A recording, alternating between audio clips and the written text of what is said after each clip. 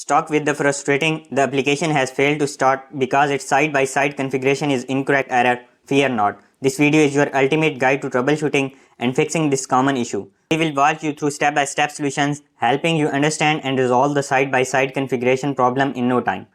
Don't let this error hold you back. Watch now and get your applications running smoothly again.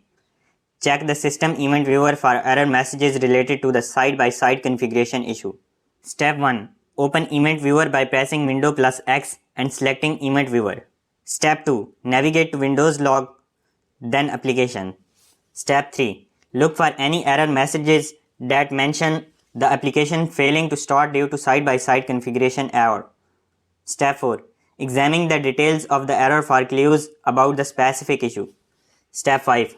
Address any errors found, such as missing or incompatible dependencies, and proceed with appropriate troubleshooting steps based on the information gathered from the event viewer.